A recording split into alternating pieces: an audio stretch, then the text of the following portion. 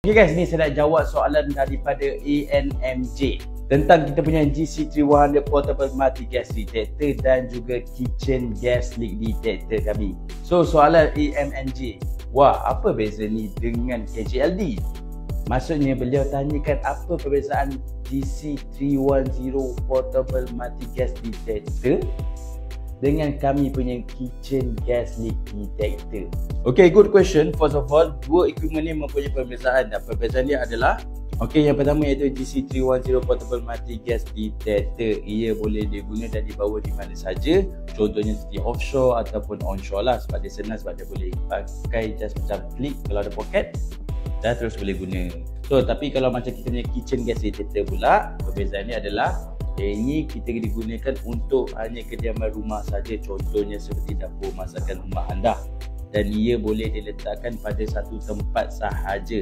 Okey, yang kedua iaitu GC310 Portable Multi Gas Detector pula. Perbezaannya ialah ia boleh detect 4 gas sekaligus, H2S, oksigen, CO, and then another one is LEL. Tapi Havilland Kitchen Gas Detector ni pula boleh detect 2 saja gas, iaitu gas daripada LPG dan juga natural gas. Yang ketiga iaitu GC310 Portable Multi Gas Detector ni menggunakan charge power, iaitu perlu di-charge sebelum guna. Okay, so bagi kita punya Havilland Kitchen Gas Detector pula, poin yang ketiga perbezaan dia adalah ini menggunakan wire, iaitu power supply lah.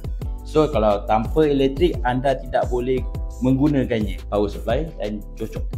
Okay, so itu adalah sedikit perbezaan antara GC310 Portable Multi Gas Detector dengan kita punya Kitchen Gas Leak Detector. Tapi yang paling penting, kedua-dua berfungsi sebagai pengawal keselamatan anda daripada kebocoran gas. So kesimpulannya, kedua-dua ni adalah pelindung keselamatan yang penting untuk mengelakkan daripada berlakunya kebocoran gas. Kalau anda tanya saya, berbala ke tak ada benda ni?